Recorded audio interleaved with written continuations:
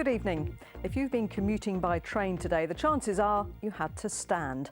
New Department for Transport data for England and Wales shows 1 in 5 passengers struggle to find a seat during the morning and evening rush hours into Birmingham. Only London has a worse problem. Many of them pass through New Street Station, which is where our transport correspondent Peter Plisner is for us this evening. Peter, we know it's busy, so how much of a surprise are these figures?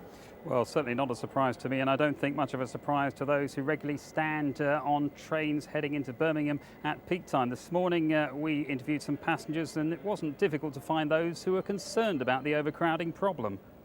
I'm quite lucky myself, sort of getting a seat quite early on, but if you're on sort of 2 more stops down the train line, then it can be quite difficult, yeah. My station, which is probably about 4 stops out of the city centre, by that time most people are having to stand. Very rarely do you get a seat, especially at peak times. More carriages, please. Stop randomly taking carriages off. That would be quite good. The excuse is the trains are short formed. Well, it's not really why. Why aren't you putting enough carriages on?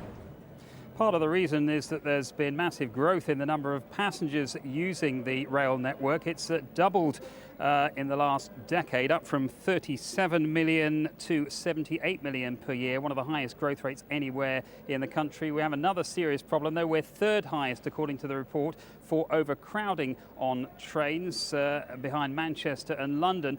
Part of the problem is that we have a national shortage of carriages, particularly for diesel trains, and train operators say they're doing what they can to deal with the problem, but it's limited on what they can actually do.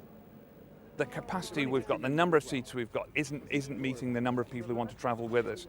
Now, as a train operator, we can only lease the available trains that are in the country. So we need support from the government to get more trains into the system.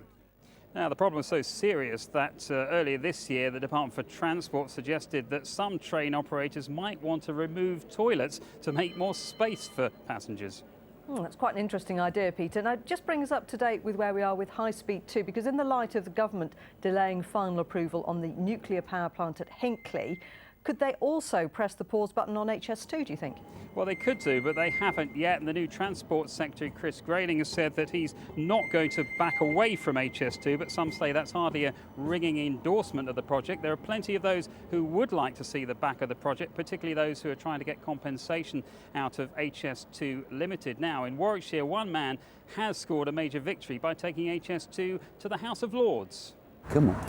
That's a clever girl. At one with nature, but Bob Edwards and his birds of prey are under threat from HS2. His house and the farmland he uses to fly the birds are just yards from the route of the line. It'll run straight the way through this field and continue right across in a northerly direction. But worse still, soil being dug up from nearby cuttings will be stored close to where he keeps his birds. He claims that could release an airborne virus which might kill them. So by the time you've realised that the bird's got aspergillosis, it's about 2 days away from death. By the time he appeared before the Lords Committee, HS2 had agreed to buy Bob's house, but wouldn't pay any moving expenses. Following the hearing, HS2 has now been told to pay everything. I'm massively relieved, but I'm going to be even more relieved once the money's in the bank.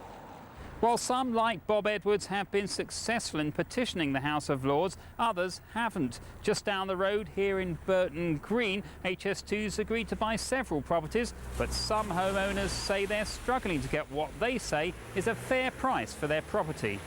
This HS2 video shows how the proposed line cuts through the middle of the village and enters a tunnel. Tony Cook's garden backs onto the line. HS2 has agreed to buy his house, but he's not happy with the price that's been offered. We weren't ever going to leave here, but now we are going to leave here because we're more or less forced to leave here. But they're not helping us to do this properly. In a statement, HS2 said we adhere to the statutory compensation code and use independent chartered surveyors to provide property valuations at the unblighted market value. It adds that people are entitled to appoint their own surveyors, and where valuations differ, an agreed unblighted market value is negotiated between both parties' surveyors. But clearly in some parts of the region that's yet to happen. Peter Plisner, BBC Midlands Today. To some of the day's other news now, and the way police